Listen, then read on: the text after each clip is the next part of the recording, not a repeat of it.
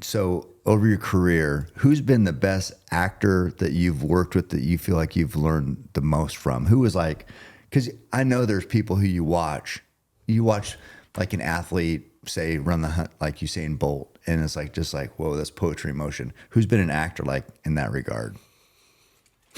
I mean, you know, I've been super fortunate throughout my career to work with a lot of really, really talented people. And so I'm not taking anything away from any of them. Right. No. They're all great. They're all great.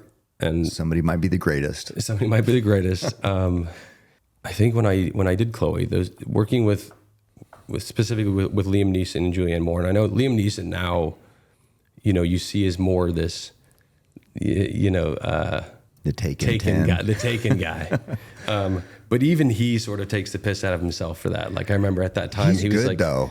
He is, but he was even saying, he's like, you know, in his big thick Irish accent, this big giant tall dude's got legs like literally up to my shoulders. Really? But he was sort of like, you know, he's like, yeah, like I'm not some action star. That's not who I am, you know. And but if you watch that guy, like you watch him in Schindler's List. Yeah. Like you watch him in Schindler's List and that performance that he gives, you realize what that guy is capable of doing and how talented he is. And in that experience of doing that movie, I got to see two phenomenal actors who sort of approach their craft so differently. Because for him, it's such a raw and natural thing that he just does, that just sort of bleeds out of him. And then there's Julianne Moore, who I think is an incredibly talented actress, you know, has done so much great work for so many years. And what I was amazed by her was her process was very different. But I went into her trailer one day to like go over lines for a scene, and she had every scene she had all these sticky notes all over her script, and they were all sort of like categorized by different colors, and they meant different things. And it was just how much work she put into the work. Mm-hmm. Like she really, really, really put in the work. And then seeing how that translates to her characters was really incredible. And I think for me, what I realized is that everybody has their process. Mm-hmm. And, you know, I guess it doesn't really matter how you get to that end result as long as you get there. And it's finding your process and you know, what works for you. But those two actors for me are next level. You know, I think when I did Bates Motel, Vera Farmiga, I think is a incredibly underrated actress who is insanely talented. You know, she was great, obviously, like you know, people know her from Up in the Air or The Departed. Mm-hmm. And again, she's kind of, I guess, like more like how I approach it, like from a natural sort of standpoint, but she's far better. And she makes it look so easy. Like she'll go into a scene and, you know, she's not a method actor. She's not like, I have to be this way, don't talk to me. Right. She can be laughing, giggling, fun. And all of a sudden the cameras start rolling and you see her just turn. And it's like she all of a sudden makes this instant switch to the character that she is. And in Bates Motel, she played a really, really crazy, kooky mom, like that had so many layers.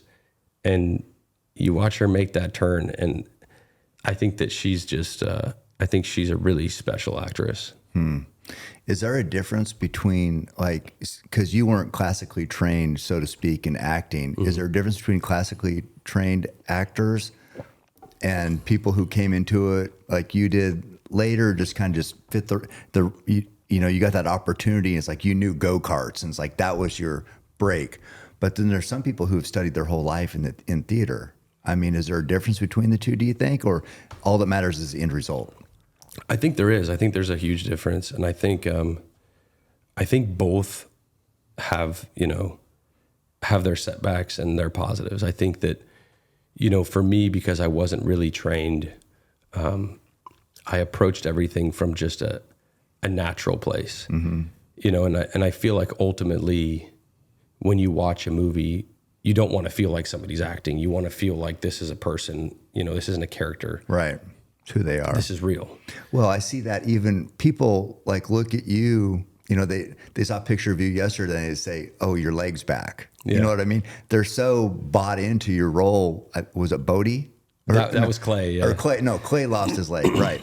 And so, yeah, I mean, whatever you're doing works because people are believing it. You know what I mean? No, for sure. But that's taken years for me, I think, because, you know, I think what I've found is that, you know, for people who aren't the trained actors who kind of come at it from this natural place, you can bring so much of that, but then you need to figure out how to like find the nuance and act beyond it. Right. And so it's like, you know, that gets you so far. That's the basics. And then you got, then you got to figure out ways to add things, you know, to your quiver, right? You got to have extra stuff to go to then adds that nuance to your performance.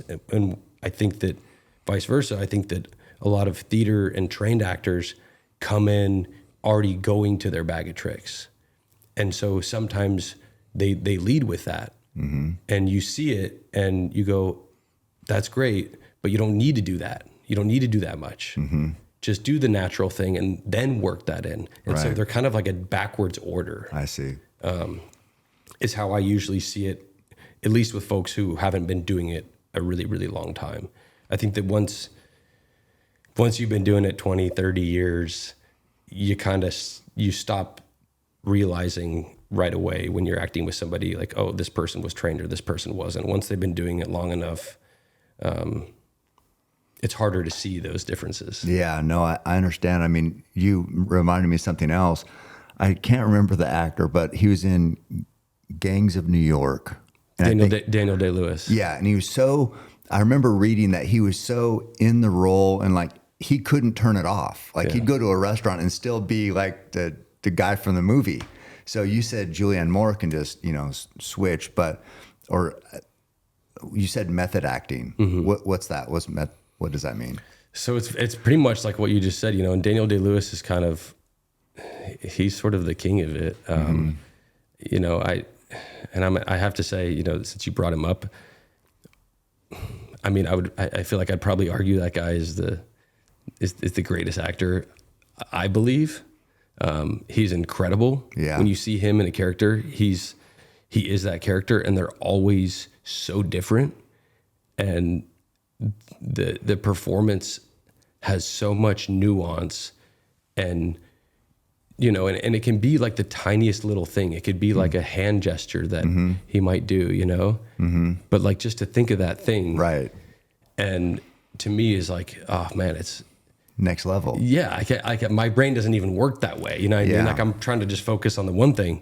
What was the one where he was in about oil? Did you see that one? That was There Will Be Blood. There Will Be Blood. Yeah. I mean, yeah, that was, he was incredible. Well, dude, yeah. So basically what he does, you know, being a method actor is, I mean, the basic idea is you becoming that character. Okay.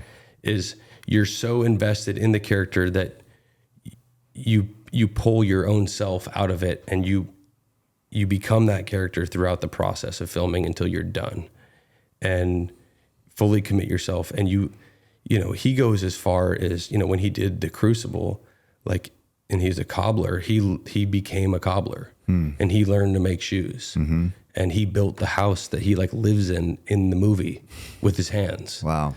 And like, he really, and you know, he doesn't get paid extra for doing that shit. Right. Like he does it because he's like, this is what I need to do. Give life to the role. Yeah. To become this person.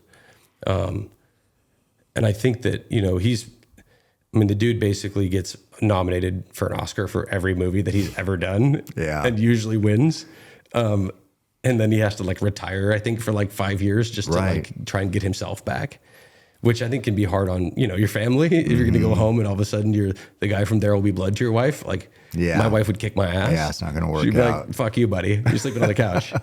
But I mean, I don't know if you've seen, he did a movie called My Left Foot, which was fucking incredible. And I can't remember what his disability was, but essentially he like only had the use of his left foot. and he's like painting with his left foot. Wow. And he fucking does it in the movie. Like you watch it and you're like, oh my gosh. Yeah. You're like, this dude is fucking talented and committed. Yeah. And it seems like, so the roles that we just talked about, very different. I mean, because I see a lot of actors, they play a lot of similar roles. You know, like if you see Jason Statham, he's pretty much going to be the same guy. Yeah. Right. But Daniel Day-Lewis, we've talked about a few different, crazy different roles. That versatility must be tough. It is. And I think, you know, because you want it to be natural. So like you fit the roles you've played very well. The most recent ones, the kids, I'm not sure about, but you want it to be like pretty close to who you are. Yeah. And that makes it easier, I would guess. Yeah. You want to find, you know, it's obviously easier when you have some things in common with the character. But then, you know, inevitably you want to try and make each one their own, like make each one different and unique from the next. And I think, you know, something obviously that just happens in the industry is people see you, you know, in a role in a movie and they go, we love Max in this role. We love him as this character. So we're doing this movie and we think he'd be perfect for it. Yeah. Thing. And you kind of get typecast, you know, and it's hard. It's hard to get the opportunity to prove that you can do something that's very different from what you're currently doing or what you've done. And when you're given that opportunity, you got to give it everything you have, and you got to show people that you can do something totally different. Right. You know, like even like Brad Pitt, right? Like for me, I love Brad Pitt's career. Like he's had an awesome career. You know, I think his roles and the movies he's been in have been fucking cool. Like you look at, you know, even like Troy and Snatch and Fight Club and all these movies, Legends of the Fall. Like he's always the dude. He's always like the stud. Once Upon a Time in Hollywood. Yeah. Yeah. Still even old, still a stud. Yeah. And they're all pretty different, but you know, I think unlike Daniel Day-Lewis, where you watch a movie and like Daniel Day-Lewis isn't there anymore, you always sort of see Brad Pitt. Yeah. Like he's always still sort of there, you know. I think Johnny Depp also has had a tremendous career. I think he really gets into a lot of his characters, you know, if you watch, you know, I mean like Edward Scissorhands and you know, they're always a little off the rails and kooky. Pirates of the Caribbean. But they're great. Yeah.